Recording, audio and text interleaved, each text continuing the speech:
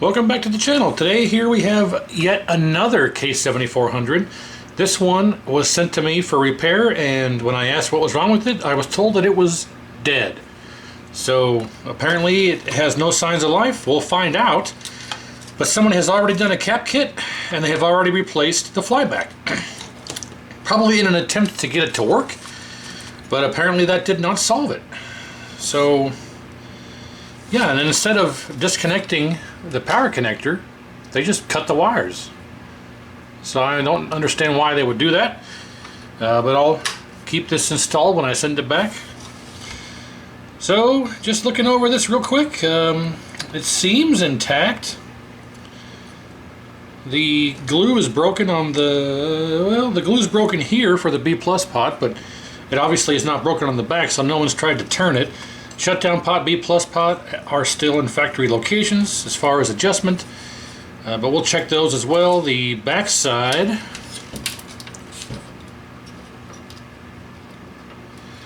let's get this loose here. All right.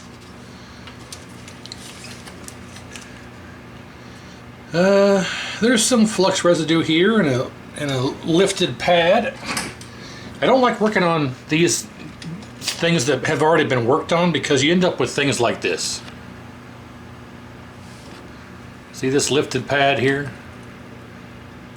So, I mean, it's not broken or torn, but yeah, you end up with things like this. So that'll have to be addressed. Let's see if we can scan over this and see anything else.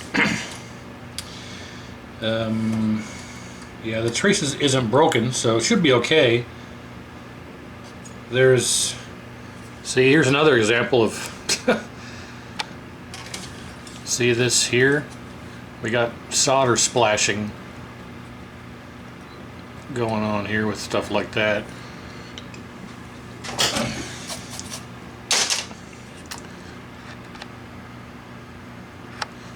So let's keep looking here.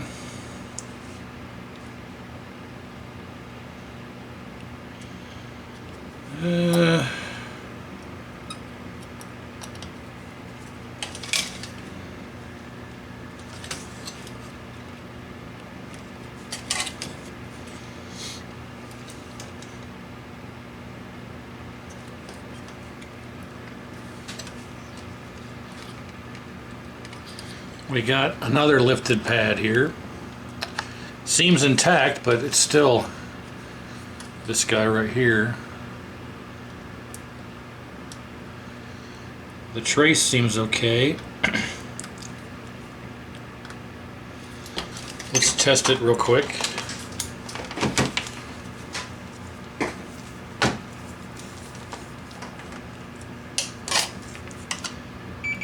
Yep, it's fine. And let's test our flyback trace that's lifted. Yeah, that's fine. Well,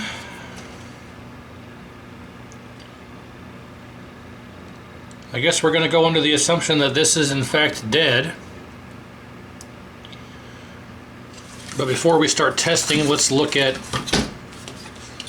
our neck board. And of course, like always, we've got these are kind of smashed over, and transistors are touching the heat sink. We've got resistors bent around, capacitors smashed over. Backside looks pretty good. Yeah, all of our, it's got some life usage because we do see heat burn in this area, but all of the pads look pretty good. We'll go through and reflow everything. But so our neck board seems okay. So in the meantime, let's take this off here. And no one ever seems to know how to do that. You're supposed to have it hooked under the strain relief, but no one ever seems to do that. So now we can get this out of the way. And our remote board. Let's take a look at our power connector that somebody cut off for I don't know why. pots all seem okay. I like these pots better because they don't break like the white knob ones do. But that seems alright, so we'll set that aside. Now I guess what we'll do, so when we have a totally dead 7400, 5000, 2000, 5000, there's various things to check, but most notoriously you want to check your switch mode power supply chip and your Q703. This chip over here, the U701 LA7851, if this is bad or any of the components around this area, it can also be dead, but usually when this is bad it goes into shutdown. So, and I want to mention here, I recently have been in a conversation back and forth with someone trying to fix one of these, and their shutdown pot was at 2.5K. I told him it needs to be set to 4.5K, between 4.5K and 5K, and as soon as they put it up from 2.5 to 4.5, the chassis came to life. So you want to make sure that you have this set to around 4.5K. And if we read on it here, we go to ohms, and it's here's the hole on the bottom here. Let's zoom in a bit, actually. It might be better for you. So here is our pot. There is this point here, these 3 points right here around this hole, and two of them are going to read together. I don't know if it's this side. That's this side. See, there's the side that reads together, and you see how this reads 2.5? That's a bit low. It should be around 4.5. So I've actually fixed a number of these by just adjusting that shutdown pot. So let's go ahead and just do all of our regular normal testing. And if nothing yields any results and we still have issues with it not powering up, we're going to see if we can change this, either adjust this pot or change it out and make it 4.5K. So that's my suggestion. I always try and set these to the center, and if we look at it, you can tell that the middle is actually here. We need to take it, we need to turn it. We need to turn it, let's see, what would this be? Counterclockwise? Turn it counterclockwise to where the top here is over here. That's where I would leave it, because that's where I see most of the time the successful bringing this back to life is because the shutdown pot's not adjusted properly. Now, I'm sure at some point it was adjusted properly from the factory, but over time as components age and caps get changed out and things like that, you need to somewhat readjust that. So that's a last-ditch effort if nothing else works. I just wanted to point that out. And also, I also in the last video made a comment about how the K7400 is the only chassis that has the sub-contrast pot. That's not correct. The K7500 also has that. So the 7400 and the 7500 have the sub-contrast pot. I misspoke last time and said it was only the 7400, so I'm sorry about that. I wanted to put that information out there. But the 2000 and 5000 do not have this. So, all right, so the first thing here, let's test our R104. Should be 10K ohm, 10K to 13K. Yep, 9.93. Not to be confused with 9.95. Put your body in overdrive. I'm sure nobody will get that reference. And if you do get that reference, I commend you. Let's see, 90s kids should know what that reference is. Let's see, some of these transistor legs are close. I'm going to just cut these off of here. Okay, switch mode power supply chip. Let's turn this around. Okay, like always, this pin here to this one should be voltage drop, around 0.6 voltage drop. 0.539 is good. And now this one should be around 0.6. Yeah, 0.674. This should read, I think, 1.5. Yep, 1.490. I think this one should read roughly the same, or 1.5 to 1.7, or 1.8, that's fine. So our switch mode power supply chip is good. We have a good R104, so in theory, our power supply section should be okay. I guess we can test our HOT and our voltage regulator. Voltage regulator is this guy right here, and it's these three. I got lost here. It's these three. This one to here I think is 1.0, 0.998, close enough. And then this should be the voltage drop. Yep, 0.5. So we're good there. Oops, sorry about that. There's our voltage drop, and then our 1.0, give or take. So our voltage regulator should be okay. Let's test our HOT. HOT is good. Well, unless there's some type of shoddy work that's been done or an open trace. Oh. Well, another example here of why I don't like working on stuff that other people have messed with first. Look at this solder job on this bipolar cap. This bipolar cap right here. Look at the solder on this leg. It's right here. See that? I don't understand how you can make this. This looks really good. Nice shiny dome. Well, why is that like that? Well, who does that? Did they just tack it in and forget to come back and fix it? Well, we're going to take care of that right now.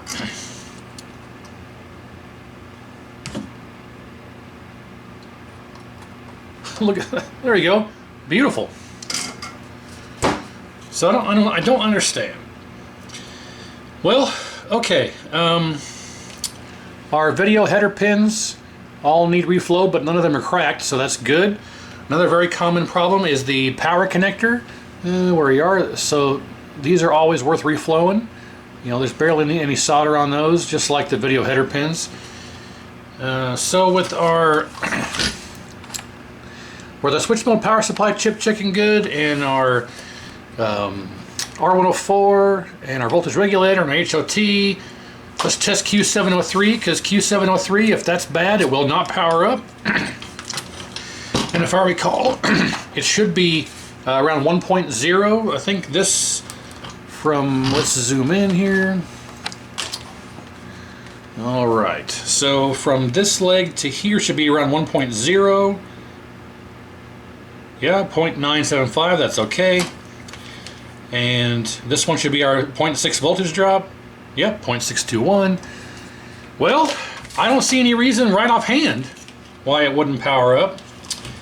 Looks like somebody has buggered all of this up as well.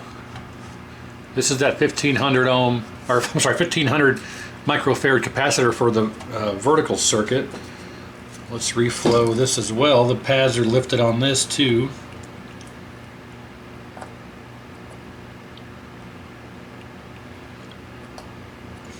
Alright. Isn't that much better? I don't get it. So, I guess nothing left to it but to do it. I think what we'll do is let's do our light bulb test first and verify the power supply section is okay, and set our B+, make sure B+ is okay, and we'll power it up. If it doesn't power up or powers up and goes right into shutdown, we're going to have to readjust our shutdown pot. Very common issue. So the person that actually sent these to me was not able to power them up. Somebody else gave them to him and said, hey, these don't work, can you fix them? And they contacted me, and I said, sure, I can take a look. So yeah, I don't know the full history. I was just told that it's dead because that's what the person that sent it to me was told. So I can't verify that. Maybe they don't have power. Maybe they have some type of cabinet problem. I can't say. But oh, okay. Hang on a second. I gotta close this program real quick.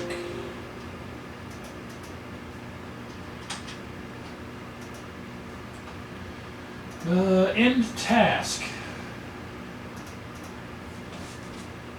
Sorry, I had a program running on my PC over here and it popped up a thing I had to turn off. Alright, so let's get L100 out of here.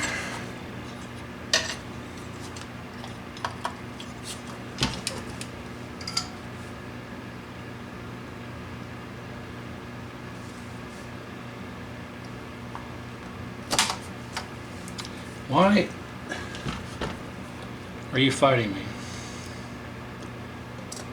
There we go.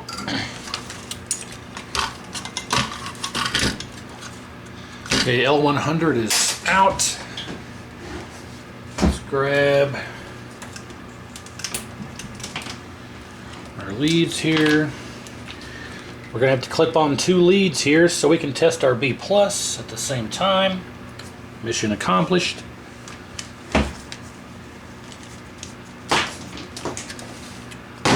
Let's back up a bit, back up off a bit and set my cup down.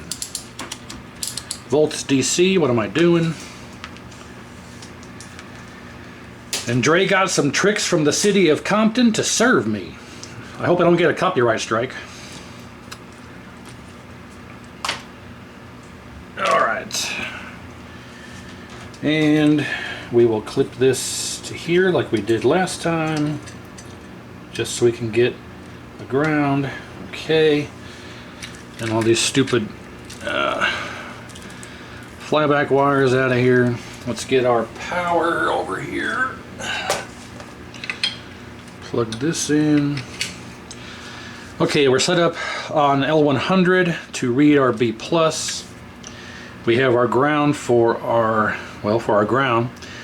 Now we need to, I almost made a big mistake. This is what I need to touch to the light bulb. I mean, I wouldn't have powered it up that way because I wouldn't have had a lead to go to the light bulb, but that could have been disastrous. I need another lead. Now we're talking. This one doesn't hook to anything. I just use it to hold the negative or the ground to the frame there. All right. Now we'll touch this to our light bulb and see what happens. I gotta grab the light bulb.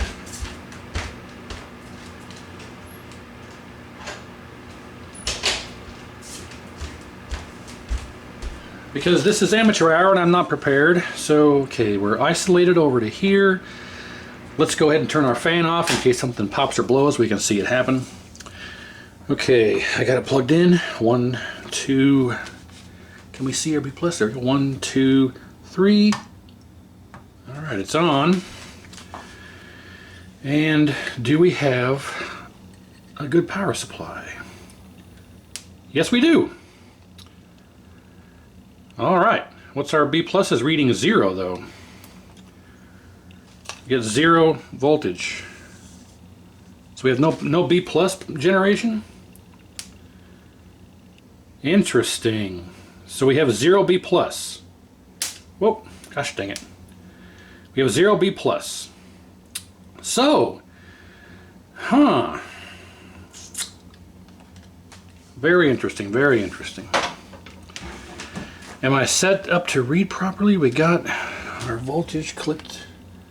Oh, nope. I wasn't clipped onto the... Ah, there we go. I was clipped onto the plastic protector and not the actual lead. Now we have B+, so let's go ahead and try this again. 124, which after we put a complete load on the chassis with it hooked up to an actual tube, it should be close to 117. Which we found out before that when you, this only is a 23 watt bulb. If I was to put a 100 watt bulb on here, it would bring it back down closer to our true B+ setting. But hey, that's good. So we have a good working power supply section. Turn this off and let's discharge. Actually, let's see, we're still at, see, it's dissipating on its own. But I want to discharge it so we can hit this and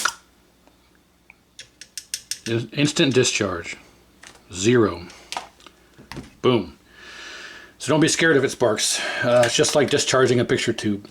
So now we can handle it and put L100 back in.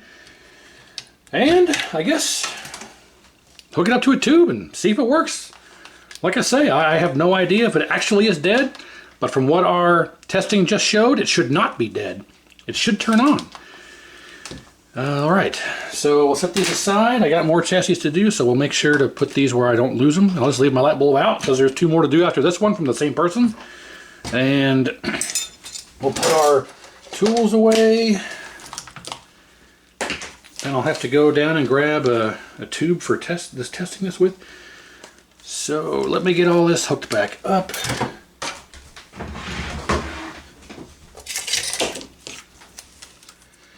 it does happen where somebody has sent me stuff in the past and they say, hey, this doesn't work, or I have a problem with this, or I can't get this to adjust, and I turn it on and it works fine. So if this turns on and works just fine, I have a feeling that they have a problem on their end with either their cabinet has no power, or there's something wrong with their tube, or I can't say. But it's odd that someone would go through the trouble of rebuilding this with a new flyback and full cap kit and all that stuff. If it was working, it would be in use.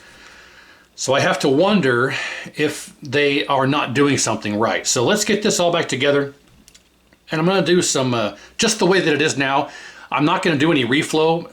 If we get it working, I'm going to do the reflow and further detailed inspection and everything after that, and get this back to the person that sent it to me.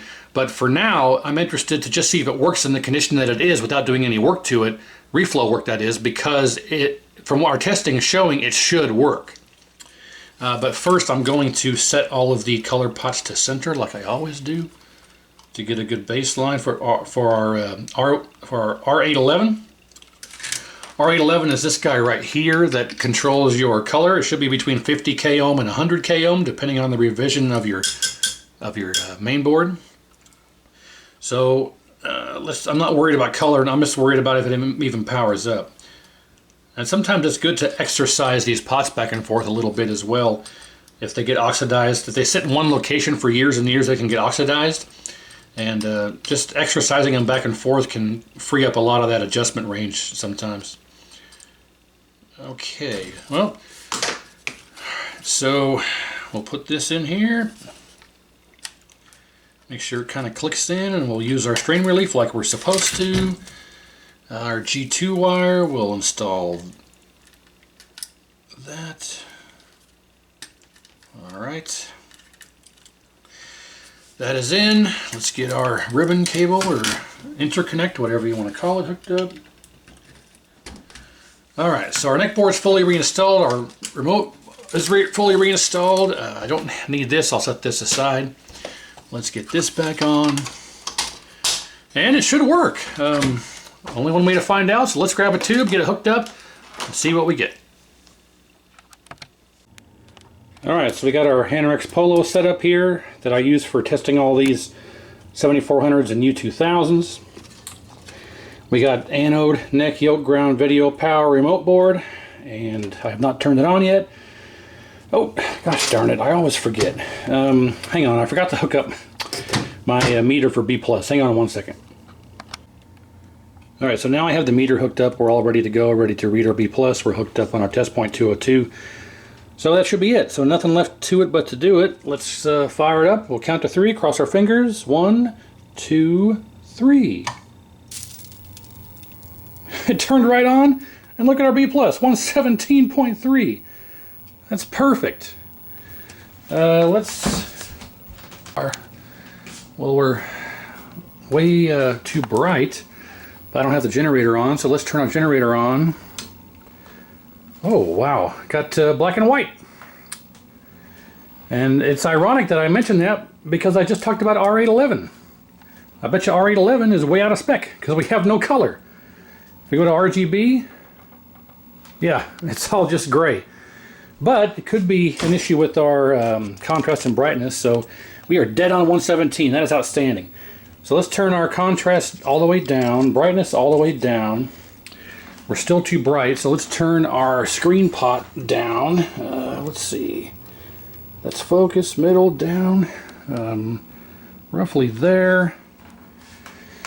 Brightness back up, contrast. Yep, we have absolutely no color. Why am I out of focus here? Focus up. There you go. Okay.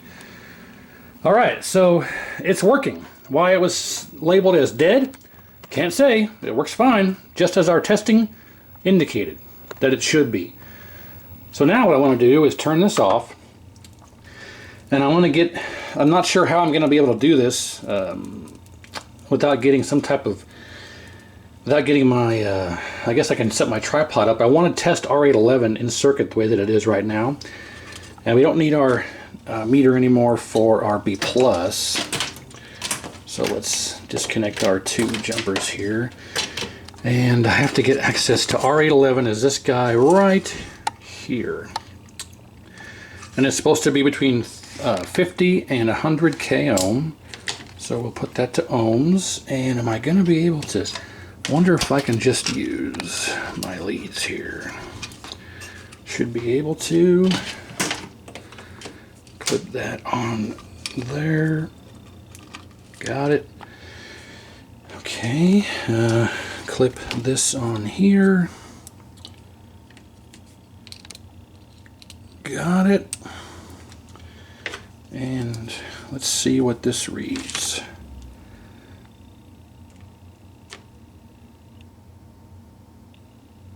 $500K. Yep, I'd say that R811 is our problem. Oh, okay. Well, let's make sure my hand isn't generating any extra ohmage in there. So let's see if I can clip this on here with one hand. I got it. Absolutely. Look at that. 2.5 meg ohm. R811 is wide open, and that explains why we have no color. So I guess I will go ahead and remove it, and I'll see if I can find a replacement. I'll replace it. I'll come right back, and then we'll see what it reads, and we'll test again. So one moment. Alright, so R811 has been replaced. I did not have one from a donor chassis. I've robbed them all over the years. But I do have a stash of hundreds of these old school type resistors that'll work just fine. And you can see right there where it says R811, R811, so it's been replaced. And out of circuit it read 85K, right in the butter zone. Right in the butter zone of what it should read. So let's see what it reads in circuit. If we recall before, it was in the meg ohms. So if we clip back onto here, and you can see that we have nothing on the meter. If we clip back on here, what do we read? Can I get a connection on there? It's always more difficult than anticipated. Come on, you rat bastard. Did we get it? I don't think we have it, or I'm touching. There we go. 45K. So it's supposed to be between 50 and 100 in circuit.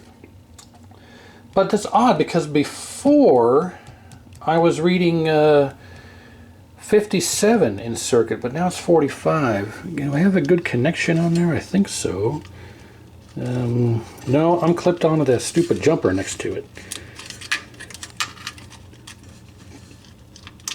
Just get on the resistor. That's all I'm asking. Am I still on? I'm still on that stupid jumper. Get out of the way. There.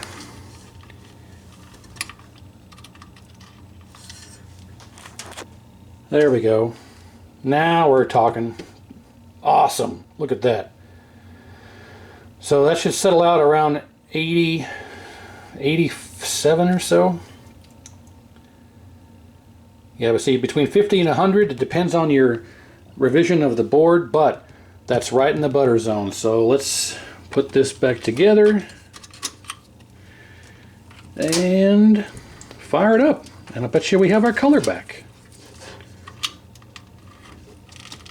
And I'm going to set the sub-contrast pot to center. It's all the way down, right smack dab in the middle. All right, we are set up our sync wire thing here because I broke my connector. I have to use a jumper here to hold the sync wire on. That's not touching ground, so that's good. Our meter isn't hooked up to anything, so we can set that aside. And I don't have a protector for this, so that'll sit over here, out of the way. Let me turn my overhead light off. And 1, 2, 3. Back to life. Well, what do you know? Color. Okay, so let's turn our contrast back down, brightness back down, and flyback is too high again, so let's turn that down to roughly, let's say there. And why is our brightness flickering? We may have bad pots, but so our brightness needs to stay about there, and our contrast needs to get up to, let's say, highest we can go is there. Yeah, roughly there. Let's adjust our focus. I think it's the top one. Yep. Oh man, that is CRISP, crisp. Hot jambalaya. There you go. So let's make sure all of our controls work. Let's do height. Yes, height works. Vertical position. Vertical position works. H position. H position works. Do we have full width control? Nope. That's as wide as it goes. I've still got, oh, an inch or so over here, and an inch or so over here. I don't have but that's why I like using an actual PCB and not a test pattern generator. So we'll use a real PCB and see what shows up there. Vertical hold, that works. Yeah, I think that's everything. So we have a nice good picture. What about RGB? Beautiful RGB. So there you have it. I think let's test it with a real board, see if I can get any more width out of it. But otherwise, yeah, I don't know if the width is because they got a wrong reading of cap in. I'll do some inspection, but I'm not really too worried about the width. So I'm going to go through and do another inspection, a full reflow, fix all the pads that are lifted, do a little bit of rework on the neck board, and that will fix this one up. I'll let it run for a couple hours, call it good. But in the meantime, yeah, let's hook up an actual PCB and see if we can get any wider image with a real PCB as opposed to this. So I always like to do that, but this was just a bit more convenient than hooking up an actual board. Plus, if there's something bad and it causes a feedback through and blows this up, it doesn't blow up an actual board. So now that we know this is working, let's get a real PCB and hook it up and see what we get. Okay, so I got an actual PCB hooked up. It's a Rampage World Tour and it has audio problems. I got the overhead light off, sorry, but it's a Rampage World Tour, has bad audio problems, so I just use this kind of as a testing board so I can try and figure out what's wrong with it. It's a back burner project. But I wanted to show here R811. You can see I have my leads hooked up here to my jumpers, and we're hooked up to R811, the one I took out, and it is absolutely completely open. So, dead. So let's see if we can get a better image here with an actual PCB. 1, 2, 3. And again, you won't hear any test tone because the audio section's bad, but I need to clean my lens off. I got, looks like dust and debris on the lens. How come I'm not getting a picture? Is it too dark? Nope. Nope. How come I don't? Oh, this stupid board, yeah. See, that board's got problems. Dang it. H position. Width, yeah, I still don't have enough of a wide image, but I'm not going to really worry too much about it because, like I say, this is a Hanorex Polo tube, so I don't think it actually goes completely to the edge anyway. But, okay, brightness needs to be about, let's go there. Contrast bleeds about there. So right there is the maximum for our brightness and contrast. So right there you would adjust your color pots from that point, the color pots on the neck board, from that point, and see what you get. Oh, we know our contrast is too high still. Yeah, see, I got audio issues right there. So that's pretty dark. That's the brightest that you can turn contrast without it without bleeding, and then brightness, of course, I can't turn it up higher without seeing the black. I am in the way. The right, I'd say roughly there. Yeah, so from this point you would just adjust your see, I don't even have any inputs. This board is super weird. Timeout from audio section, yeah. So you would adjust your colors here. Let's do red. Let's turn red down. Yeah, there's red down. Green. And sorry. Okay, let's turn our contrast back up a bit on this now. Yeah, see, that's better. So we can turn this up and then turn our blue down because we're bleeding on the blue slightly. See, that's pretty good. See there? That's much better. Just after some quick tuning. That's pretty good. That's real good. That's real good, Anthony. That's real good. Wish it into the cornfield, Anthony. That's real good. So yeah, just some real quick tweaking on the colors. That's fantastic. But we still have our width is maxed out, and H position is balanced, and we have about, I don't know, ½ inch or so here, and well, I got a ½ inch on each side. And of course on these, adjusting your coil does nothing.